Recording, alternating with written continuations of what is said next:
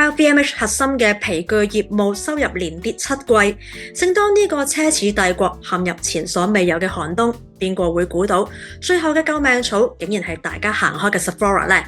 當大家每次喺 Sephora 買支唇膏，又或者買樽香水獎勵自己嘅時候，都正喺度幫緊呢一個龐大帝國。點解 Sephora 可以喺短短幾年成為集團最生金蛋嘅我呢？今集同大家拆解下 LVMH 點樣利用口紅經濟揾到新嘅生存希望。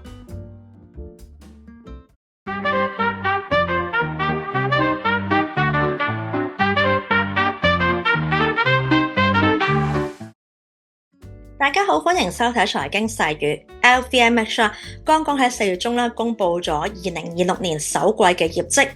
受美伊戰爭影響，集團期內銷售額錄得191億歐元，按年跌近咗6%。雖然以固定匯率計算，自然銷售增長有1%，不過仍然差過市場預期。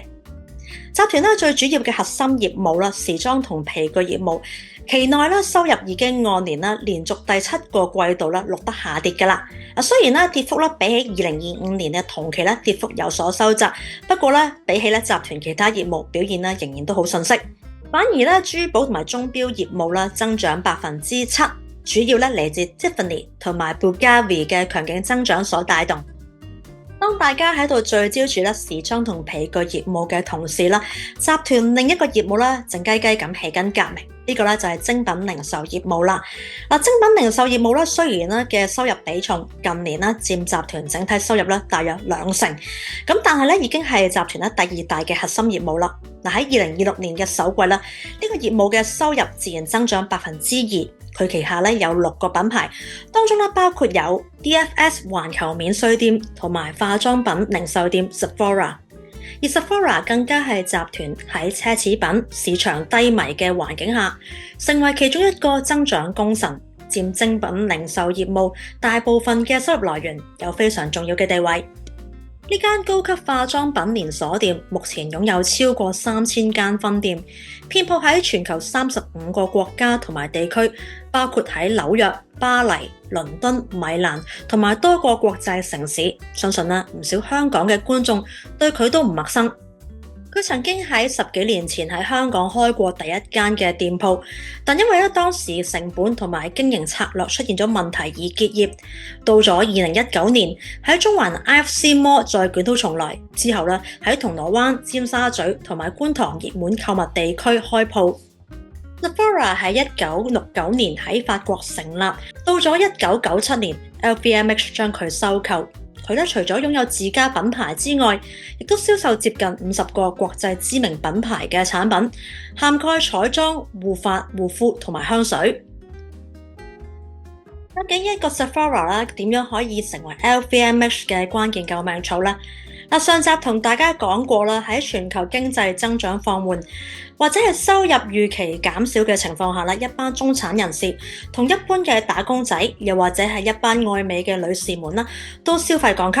由過去購買一啲昂貴嘅奢侈品轉而買一啲單價較低嘅 accessible luxury， 即係輕奢品，好似係唇膏化妝品之類，以低成本嘅方式揾到一啲嘅情緒安慰，又或者係一啲嘅小確幸。咁樣令到呢啲嘅商品係能夠逆市大賣。呢個嘅經濟現象稱之為口紅經濟，又或者係口紅效應，又或者叫做口紅指數。Sephora 近年喺北美歐洲市場大舉擴張，加上同品牌獨家合作，好似係 Hailey Bieber 嘅 Rhode 引發搶購潮。Rhode 喺上年9月進駐 Sephora。當時有外媒報道就話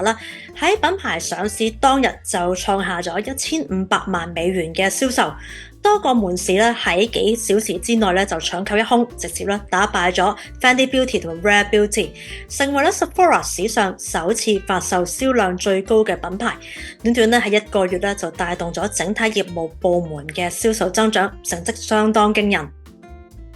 其實近期嘅美妝市場已經出現咗一個微妙變化㗎啦，口紅唇膏已經唔再係唯一安慰情緒嘅消費出口。咁近年有唔少嘅消費者鍾情一啲更顯個人性格嘅產品，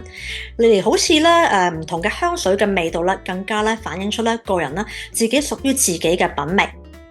數據亦都顯示啦，香水市場嘅增長勢頭咧，已經開始超越彩妝呢一種嘅新現象啦，稱為嗅覺經濟。LVMH 嘅香水同美妝業務啦，喺過去幾個季度啦表現持平。不過咧，對市場極度靈敏嘅 LVMH 嚟講咧，已經一直咁積極部署，咁佢哋持續咁強化佢哋自家品牌嘅香水產品。除咗喺2016年啦，喺法國南部格拉斯買咗歷史悠久嘅莊園，將嗰度成為 LV 同埋 Dior 兩大品牌共享香水工作室之外啦，仲成功將男士香水做鑊。Dior Sauvage 由著名國際影星 Johnny Depp 喺2015年代言至今，即使代言期間佢同前妻嘅世紀官司轟動全球，令到佢形象大幅插水。Dior 依然力撐到底，呢種不離不棄嘅態度反而贏得消費者嘅尊重同埋忠誠。Sauvage 喺2021年創下每3秒賣出1支嘅紀錄，成為 Dior 香水甚至係當年全球最暢銷男士香水之一，直到2026年仍然大賣。LVMH 對外都不斷收購，例如喺2021年就收購咗擁有200年歷史藥妝老字號 Bully 103，而早幾年亦都收購咗法國 MFK。近年亦都透過旗下私募基金 LVMH Luxury Ventures 入股法國小眾品牌 BDK Parfums， 收購少數股權，睇得出集團對香水業務野心不斷咁擴大。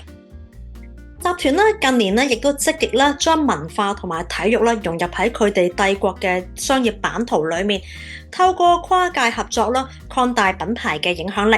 例如喺2024年就投放咗1.5億歐元，成為巴黎奧運同埋帕拉林匹克奧運會，即係華文傳媒稱為嘅殘奧會嘅高級贊助商。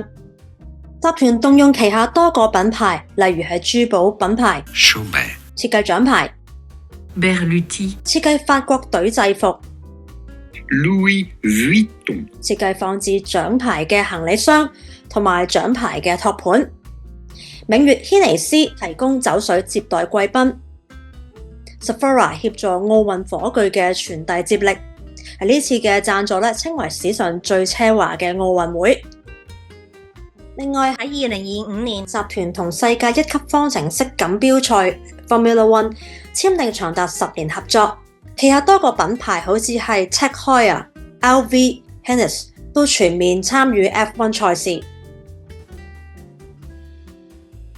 其實唔止 LVMH 㗎，全球有唔少嘅頂級品牌都喺度轉型，參與同埋贊助同佢哋本業無關嘅商業活動，嚟增加品牌嘅曝光機會，或者提高返品牌嘅文化形象。不過好似 LVMH 咁啦，晒冷式咁喺一個嘅活動上，有旗下多個品牌一齊參與，各司其職就比較少見啦。佢哋嘅美妝及香水啦、精品零售同埋另一個酒稅業務啦，部分品牌嘅賣嘅產品啦，比起集團例如鐘錶珠寶或者係時裝皮具嘅業務啦，嗰啲產品價格其實比較低㗎，其實有機會會拉低咗 LVMH 整體嗰個嘅形象。不過好似如果透過參與奧運啊或者係一啲藝術展嘅活動就可以不斷提高返佢哋嗰個嘅品牌水位啦。另外佢哋嘅基金會啦，亦都喺唔同嘅國家啦，同埋唔同嘅商業機構合作嘅，咁以一個藝術方式啦，喺側面宣傳自己品牌。咁呢一種嘅文化滲透更加容易令大眾接受。呢個就係喺全球經濟下行之下，一個頂級奢侈品牌點樣走位揾佢嘅新嘅生存方法啦。